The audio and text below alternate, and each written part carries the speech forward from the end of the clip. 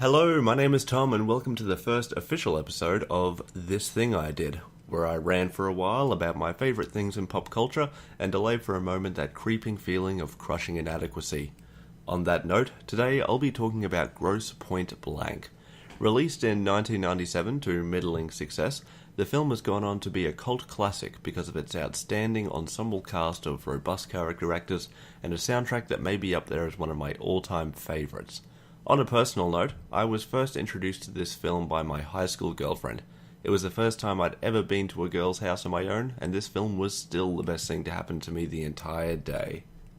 Martin Blank, portrayed by John Cusack, is a professional hitman.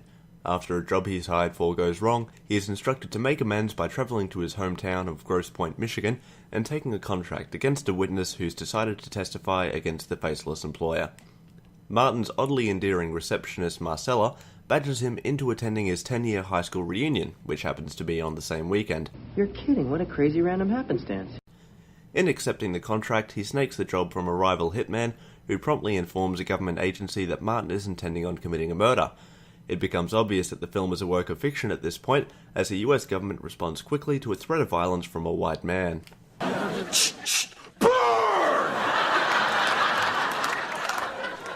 We also learned that before becoming a hitman, Martin ditched his high school sweetheart on prom night all those years ago, and intends on catching up with her to explain the circumstances of his disappearance.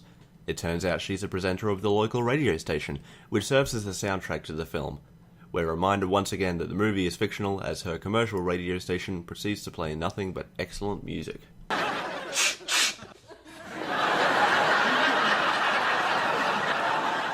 So, everybody converges on the quiet little town of Grosse Pointe for a big ol' reunion-based, existential crisis, contract-killing clusterfuck. It's a comedy, by the way.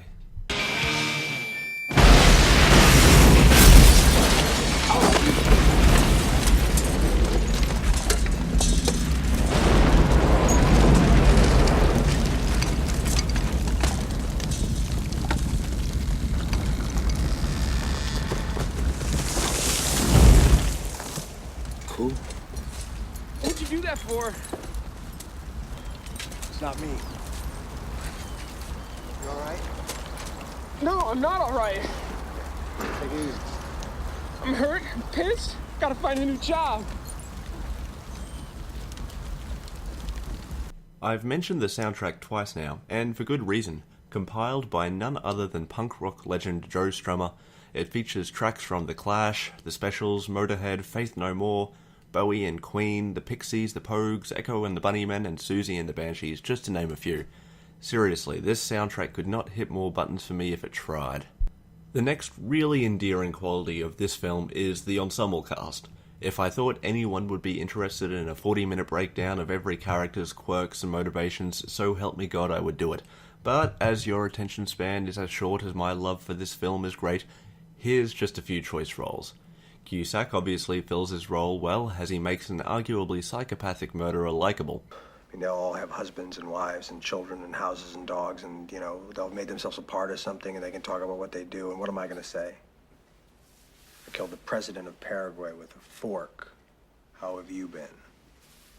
But there's also Ghostbustin' Blues brother and Dan Aykroyd as his rival assassin. Hey, bing, bing, bing, bing, bang, popcorn. Yeah, whatever. They got Hank Azaria and K. Todd Freeman to play the two government agents out to bust Martin, and the fact that these characters alone didn't get a HBO spin-off produced by Tarantino was bordering on criminal. Does anybody else have a question for Marty? I do, but he's a shifty one. Put that down. I have a question for Martin. I have a question for Martin. Next call, you're on the air. Yeah, Debbie, hi. Long-time listener, first-time caller. I love the show. So, Martin, what? No yellow ribbons? Didn't anybody miss you? Don't you think you should tell her why you're really in town? Tough guy? You know what we love? We love tough guys like you. And all of this is without even mentioning Minnie Driver as the love interest radio host and Alan Arkin as Martin's neurotic therapist. It's a good cast, is what I'm saying. After all the above-mentioned qualities, what I really love about this film is that it's an interesting premise.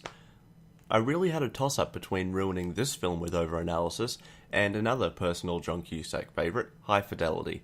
In the end, I landed on Grosse Pointe Blank because as fantastic a film as High Fidelity is, the protagonist, Rob Gordon, is a character that is meant to own a record store. Rob Gordon shouldn't be a contract killer, and that's basically what Grosse Pointe Blank is.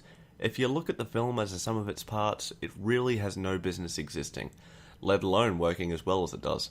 I can't even begin to imagine the sequence of unlikely events that had to happen in order for this film just to get written, greenlit, produced, and released in such a way that wasn't watered down or bastardized into just a romantic comedy, or just an action thriller, or just a black comedy for that matter. And yet we got all three in a single tight package, and you can't be more pleased with the results. And those are the reasons I absolutely love Grosse Pointe Blank. I really hope I either introduced you to your new favourite film, or reminded you of an old classic. Let me know what you think in the comments section, and feel free to subscribe if you want to see more.